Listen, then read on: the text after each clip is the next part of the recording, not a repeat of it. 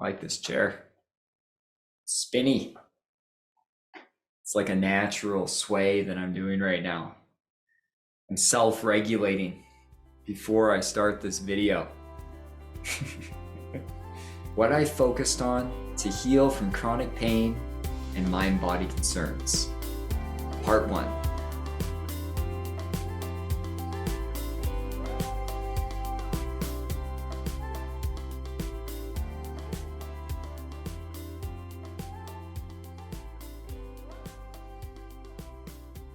I get a lot of comments asking, what did I exactly do? Like, what did I specifically do to heal from chronic pain and mind-body concerns? Which is a fair question. I get it. You're probably all wondering, how did this guy become pain-free? And so I'm making a video series in response. It's going to be 3 parts, at least as far as I've planned so far, on specific things that I focused on early on that ultimately allowed me to heal. And when I'm working with people in terms of psychotherapy, I'm also focusing on these areas. I find that they're really important for a lot of people to spend some time on. So in this video, I'm going to go through 5 different key ingredients that were part of my healing. So let's get into it. Number 1, education. When we're starting to heal from mind-body concerns, we need the education at first. We need to learn why our brain is misinterpreting things, and that pain, fatigue, dizziness, tinnitus, and other physical symptoms are often a result of our brain feeling an emotional danger. And this idea, it's not intuitive. We don't think about it in this way. Our medical system doesn't think about pain in this way.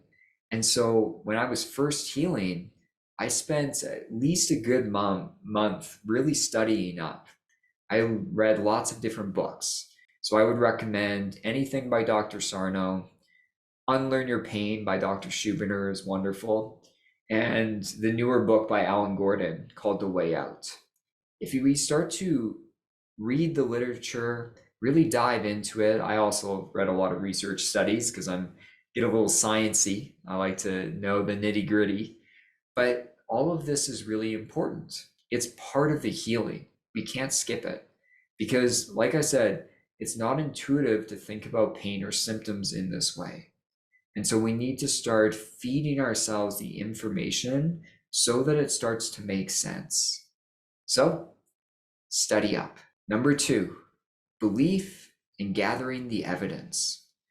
After you've got the education, the next thing that I have people focus on, because I focused on it early on, was actually believing that my pain was neuroplastic in nature, that it was a mind-body issue, and that my body was completely fine.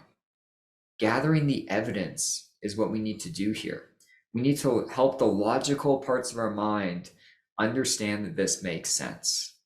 Now, I have an introductory video on neuroplastic pain where I go through the 12 criteria that could indicate that there's a likeliness that your pain is neuroplastic. And so if you haven't seen that video, I'll link it to the top here. Go check it out, because going through that and starting to think about our pain, gather the evidence, is a really important early on step. I spent a long time doing this because I really believed for so many years that my body was permanently damaged, that I wasn't going to be able to heal, and that I was going to be in pain forever. And so I needed to gather the evidence, and I even made an evidence list. This is a common mind-body tool that we tell people to use. I made an evidence list. I wrote down all the exceptions, all the pieces of evidence that indicated my pain was neuroplastic. Like, it would move around. In the morning, it'd be in my shoulder, and then it'd be in my back, and then it'd be in my hip. It was inconsistent. Sometimes I would walk and my pain would almost not be there. And then other times I would walk and it would be a 7 out of 10. And I also noticed that it was tied to my emotional state. So if I got stressed, if I had difficult emotions take place, all of a sudden I would get an increase in pain. And by gathering the evidence and learning about all of this, it's a really important step because we're helping our brain understand that the body's actually safe. And so spend time doing this. This is really what I did early on, and it can be super important for our healing. Number 3, slow down. One thing that I did early on as well is I really slowed down my life. I'm a perfectionist, I'm a people pleaser, I'm high achieving. And so my life was always super busy, even when I was in pain. And so one thing that we need to do is we need to slow down our life quite a bit so that we have space, to actually do the healing work. This one sounds obvious, but it's really important. Slowing it down. Even today, I noticed my brain in the morning was, leapfrogging around one thing after the next. And I was getting overwhelmed about all the things I needed to do today. I was getting a little frantic. And so what I did is I slowed it down, 5-10%. I slowed down the way I was moving. I took things off my to-do list. I really just slowed down and gave myself the space to do this healing work, to actually, be in my life, feel my emotions, create a sense of safety. And so slowing down is an important step so that you actually have the space. So if, your life's super busy right now and you're not making progress in your healing, it may be because we need to slow down. Because if we're moving at light speed with our life, what happens is our nervous system just becomes more and more dysregulated. The danger circuits in our brain are just constantly activated. And that's a really hard environment for us to heal in. So slow down. I think that one was pretty good. Yeah, it's good. It was good. We'll take a gamble. If you're watching this and you're like, that slow down section, you should have redone that. This was the moment where I chose not to redo that section and just do it once.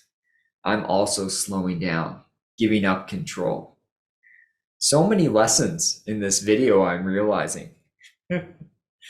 Number 4, focus on connecting to the body. One thing that I never did before this healing work was I never allowed myself to be in my body. You may know my history. I had addictions concerns when I was really young, in my teenage years, then became sober. And then I've had bouts of really extreme anxiety, depression. I was a really sensitive kid. And as a result of all of this, of everything that I just listed, I just avoided being in my body at all costs. That's why I was addicted to drugs and alcohol, at least for myself personally, is I was just trying frantically not to be in my body. And I also do this with excessively working. We just talked about slowing down. That's something I did to avoid being in my body. So whether it's TV, whether it's substance use, whether it's you being on your phone for 3 hours a night, scrolling on Instagram, we're often avoiding being in our body. I've never seen someone heal from mind-body concerns by not starting to build a relationship with their body again. It's a pretty important piece. And for myself, it was vital. And I spent a lot of time doing this, and there was a lot of resistance. I didn't want to feel all the difficult sensations. I didn't want to attend to my nervous system. I didn't want to drop into my body in any way. But I did it. It was something that was really hard. And you want to go slow and be gentle, but we need to connect with our body and actually start taking cues off of it. Because otherwise, the danger level could be rising in your nervous system and you're just not aware. You may not be aware until you're in sheer panic. And so we need to connect with the body, move out of our thoughts, and actually be with the sensations that we're experiencing. We talk about becoming embodied. Embodied, I like that word. It's a good word. But by becoming embodied, what happens is we're connecting with our felt sense. Whether it's the sensations in your muscles, whether it's your emotions, whether it's your autonomic state, your breathing, your heart rate, really just getting in touch with your body. Even with movement, when I go for walks, I'm really connecting with how does my body feel as I move? All of this is really vital for your healing.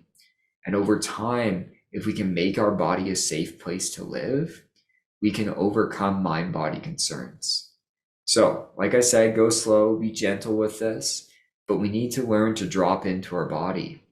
This morning, when I was getting all frantic in my mind, that was the shift I made. I dropped into my body. I realized, like, whoa, I'm feeling pretty stressed, more in fight or flight. And I really spent time being in my body, honoring how I was feeling, and then making changes to adjust course in my day. So drop into your body. And finally, number 5, breaking conditioned responses. I've talked about conditioned responses on my channel before, so I'll link the video I have on breaking conditioned responses to the top here. So if you haven't checked that out, it's a really important video. For myself, my pain got associated with all sorts of things. Got associated with walking, with moving my arms, with being in certain positions. I even thought it was associated with certain things in my diet. And so what's happening is your brain's making a conditioned response. So for example, sitting on my couch would cause me back pain and hip pain. But the thing is that it was just a misinterpretation. My brain just made the interpretation, okay, couch equals danger. And as a result, couch equals pain. But it wasn't that the sitting on the couch was actually triggering the pain. And realizing this, like I remember in all the books I was reading, when I came to this idea, it really drastically changed things for me. Because I realized it wasn't my walking. It wasn't me sitting on the couch. It wasn't me moving my arms that was triggering the pain. It's just that my brain had unfortunately interpreted that these were dangerous along my pain journey. And so breaking conditioned responses was huge, for myself, and everyone's different, If you're listening to this and you're like, I don't want to do this work, I don't want to, focus on conditioned responses, that's fair. Everyone's a bit different. And I get that reducing the avoidance in life, especially around our pain, is really scary. So I empathize with anyone going through that, because that's a really hard thing to do. But for myself, what really sped up my healing was I started to break these conditioned responses. I started to, approach things in my life, and super slowly at first. I remember I would sit on my couch for like 2 minutes, and that was it. And I would slowly be doing somatic tracking and incorporating it into that work. So breaking conditioned responses, was a huge thing for me, because I was an active guy before being in pain. Being active was really important to me. And so by doing this, as I started to get exceptions, like I remember the first time I sat on my couch and got through most of a movie and there really wasn't pain, I clued in. I was like, okay, it's not the couch. It's not just going to take a break the one time me being on the couch to not cause pain. If this was structural, it's going to be there. And so learning that was super helpful, and it helped move my healing forward. So I hope this video was helpful. This is the first part of what I focused on to heal from chronic pain and mind-body concerns. I plan on doing part 2 and 3 in the future, so tune in for that. Please put your questions or comments down below, hit the like button, and subscribe to my channel, and I'll talk to you next time. Happy healing.